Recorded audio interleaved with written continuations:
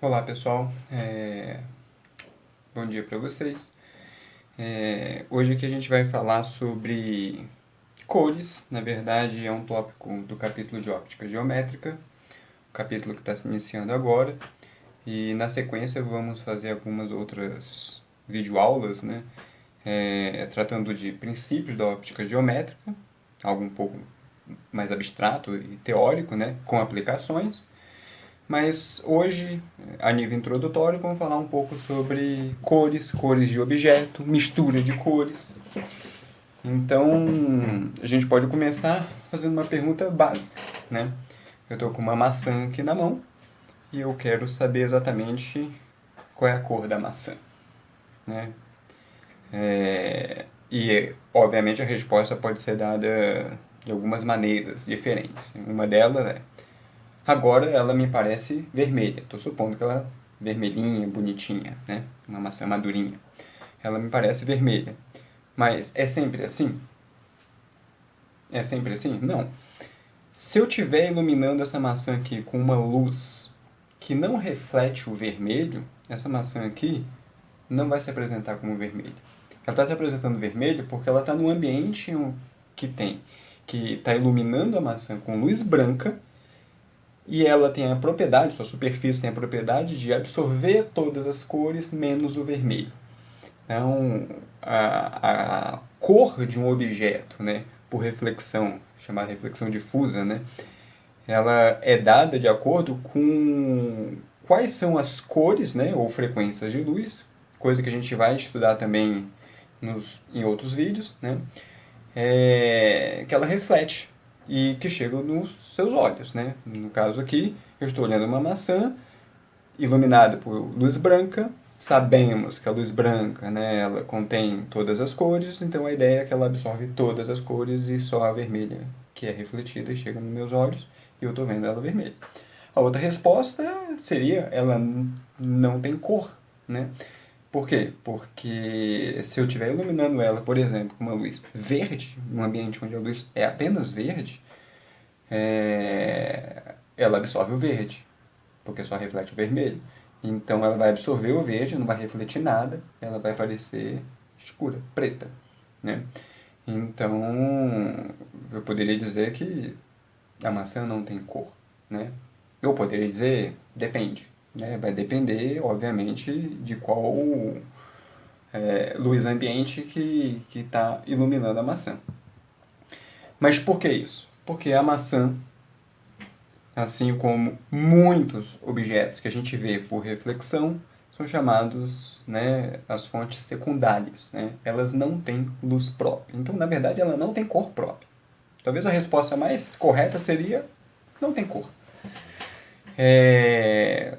Agora, existe alguma coisa que tem cor? Sim. Os objetos que geram a sua luz, por exemplo, eu tenho uma lanterna aqui, e a lanterna simplesmente gera a luz. No caso aqui, essa luz branca, tá? A cor seria branca. Eu poderia ter um laser e o laser vai gerar uma luz, que é a luz dele, verde, vermelho, etc. Aí seria a cor dele.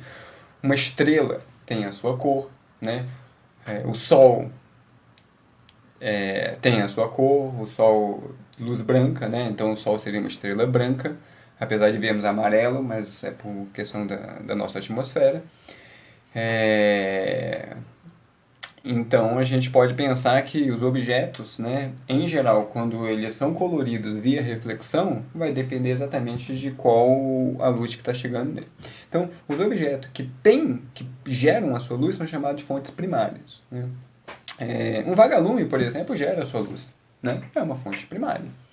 Né?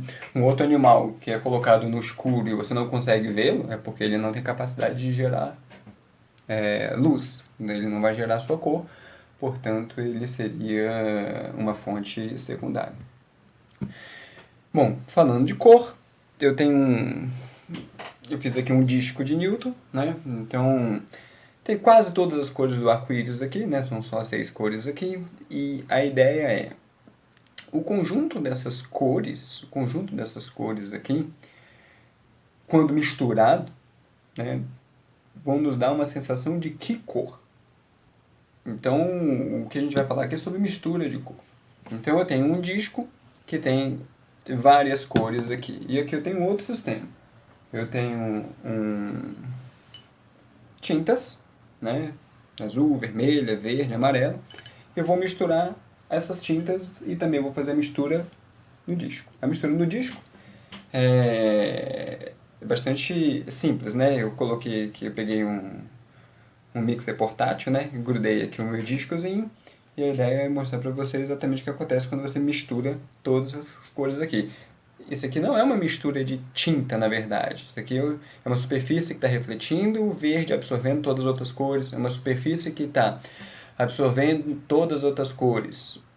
Se esse amarelo aqui, eu vou comentar sobre isso, é um amarelo monocromático, estaria refletindo apenas o amarelo. Mas poderia ser uma superfície que refletisse o verde e o vermelho ao mesmo tempo, que dá a sensação de amarelo também, quando iluminado por uma luz branca, né? E etc. Então a ideia é o seguinte, quando você faz isso, você gira o disco, você está misturando, né? Os nossos olhos não têm capacidade de acompanhar aqui a rapidez, até como se as luzes chegassem ao mesmo tempo, né? Sensibilizasse nossa retina tudo ao mesmo tempo. E a ideia aqui é que a gente pode concluir que a mistura de todas as cores está dando branco. Foi a cor que a gente viu aqui. Mas se a gente pegar a tinta, né? A tinta, como eu falei, e simplesmente fazer a mistura, vou fazer aqui a mistura de todas, note que eu estou misturando todas as tintinhas e não está ficando branco. E se eu colocasse todas as outras cores, a ideia é ficar mais escura ainda. A tendência de você misturar todas as cores, em termos de pigmento, em termos de tinta, é que isso aqui tudo fique preto. Então a gente pode pensar em responder a seguinte pergunta. Né? Por que quando se mistura todas as tintas está dando preto? E quando eu faço essa mistura dessas cores aqui no disco de Newton, cores por reflexão, então na verdade estou misturando luz, é uma mistura de luz, porque é a luz que está sendo refletida, chegando nos meus olhos, está chegando todas as cores ao mesmo tempo nos meus olhos, ela se mostra como branco. Então temos que pensar exatamente uma forma de explicar exatamente o que está acontecendo. Bom, então, respondendo a pergunta, então desenhei aqui, fiz um esquemazinho aqui no papel, para ficar talvez um pouco mais simples, né, para ser entendido.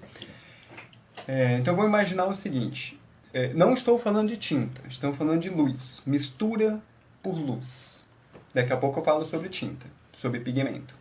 Então a ideia é a seguinte, imagine que você tem num anteparo branco, meu papel branco, né? Isso aqui é apenas uma representação, né, ilustrativa.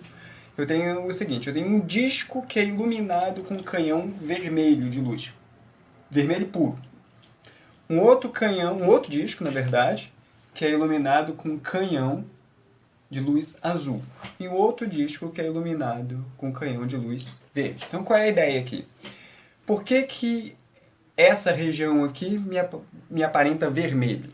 Porque essa região aqui, a folha é branca, né? O anteparo é branco, foi atingida por uma luz vermelha, bateu e voltou o vermelho nos meus olhos. Essa daqui é azul pelo mesmo motivo, só que é azul, e aqui verde. Agora, essa região de interseção aqui, na verdade, que dá aqui um magenta, tá? É uma região onde está refletindo parte, né, o azul, porque os círculos aqui, né, estão em intersecção, então essa região que está refletindo ao mesmo tempo o azul e o vermelho, porque o canhão vermelho e o canhão azul estão apontados por aí. Estou fazendo uma representação disso. E a sensação nos meus olhos, né, da chegada do azul com o vermelho dá exatamente magenta. Tá?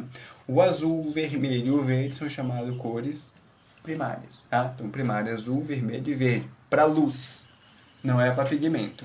E aqui é o magenta. Da mesma forma, a gente vai pensar aqui no amarelo. O que é o amarelo aqui? Esse aqui é dicromático, formado por duas frequências ou na verdade duas cores diferentes, né?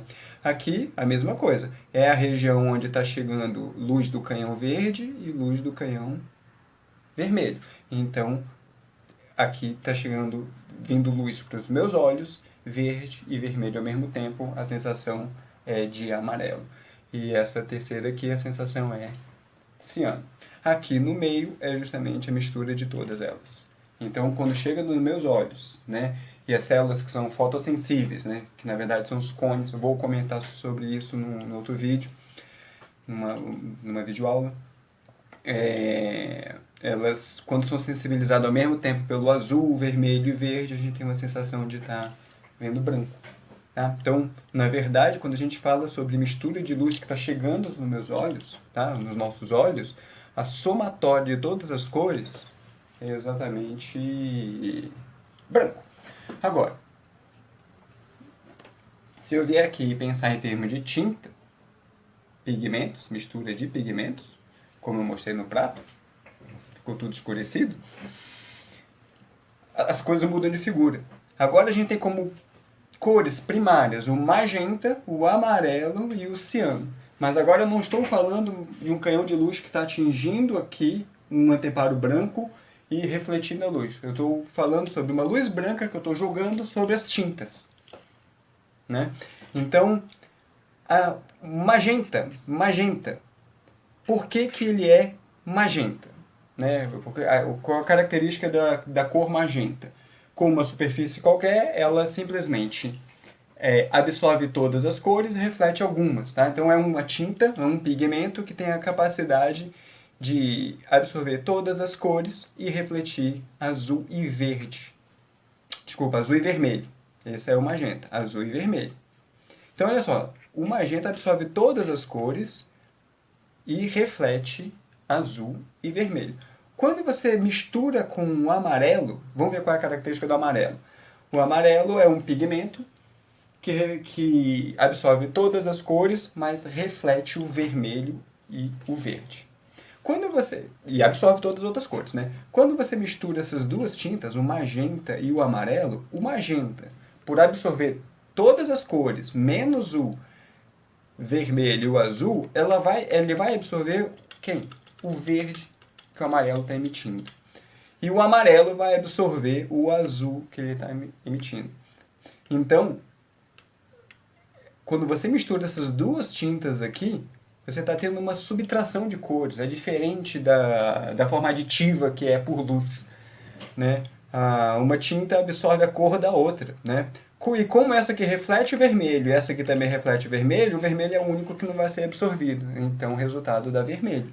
Tá? Da mesma forma, esse azul aqui. O magenta absorve todas e reflete azul e vermelho. O ciano, ele absorve todas e reflete azul e verde. Né? Então, tanto o ciano e o magenta, o que eles refletem? Azul absorve as outras, então você vai cancelar as outras e só chega o azul. Tá? Da mesma forma, se você for pensar aqui em ciano e amarelo, a cor que é comum aqui é a verde, é a que vai chegar nos nossos olhos. E a ideia é, quando você mistura todas elas, você aumenta o poder de subtração das cores. E como você aumenta o poder de subtração das cores, a tendência é desaparecer essas cores aqui. E aí simplesmente fica escuro, né? Fica preto. Então essa que é a diferença do tratamento, né? De você fazer mistura de tintas, né? Que aí você tem uma abordagem subtrativa e a soma de todas, a mistura de todas, chega a ser preta, bem escura, né? De luz, né? Então, você pegar um painel, por exemplo, de uma TV, né, de LED, por exemplo, é azul, vermelho e verde, todas suas combinações, proporções diferentes, né, vão gerar todo o espectro de cores que a gente vê na TV. Tá? Essa que é a grande diferença. Um último comentário aqui, eu falei sobre fontes primárias e fontes secundárias, né? É interessante também notar o seguinte, que uma fonte secundária, ela não é só secundária por refletir, né? Então, eu falei que essa maçã aqui é uma fonte secundária porque reflete o vermelho. Mas eu posso ter uma fonte secundária também por refração, tá? Lembrar, né, falando da refração, é quando a luz ela atravessa um meio, né, que é homogêneo e transparente. Então, por exemplo, eu tenho um prisma, ele é transparente, é um prisma bisplitting. O que ele vai fazer aqui? Vamos lá. Lembra que a mistura de todas as cores, a gente falou, né? Uma mistura de todas as cores, dá branco, né? Então, quando se mistura, dá branco, e a ideia é, eu posso pegar o branco e separar nas cores, é o que a gente chama de dispersão, né? Lembrar vocês aí da capa do disco do Pink Floyd, The Dark Side of the Moon, de 91, tem muito tempo isso aqui. A luz branca vem, esse prisma aqui ele tem a capacidade de separar a luz, né, nas suas cores, acontece uma dispersão aqui. Vamos estudar esse fenômeno, né, no capítulo de falar sobre lentes, refração, etc. A gente vai ver que essas cores aqui elas são separadas, né, uma vez que a velocidade da luz dentro desse prisma aqui, né, para cada uma dessas cores ou cada uma dessas frequências, ela muda, né? Então acontece a dispersão. Mas eu tenho um prisma aqui mais simplesinho, né, que pode fazer isso também.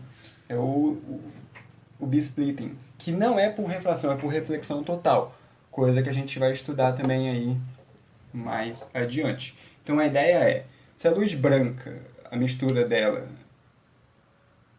de todas as cores é uma luz branca, então quando você vem aqui com a luz branca, você pode também fazer a separação de cores, né? Então, o que eu quero dizer é o seguinte, esse prisma aqui ele pode ser considerado uma fonte secundária, né? Quem estiver desse lado aqui olhando o prisma, vai olhar ele como azul, como se estivesse vindo luz dele azul, ou aqui avermelhado, ou lá em cima verde. Então, eu estou separando aqui a luz branca nas suas cores, né? Coisa que foi feita por Newton no diagrama, né, no filme que foi indicado para vocês assistirem. Ok? Então, é isso que eu queria falar por hoje, né? Então, na sequência aí, vamos falar um pouco sobre óptica geométrica, sobre de conceitos envolvidos, fazer algumas aplicações. E é isso. Até logo.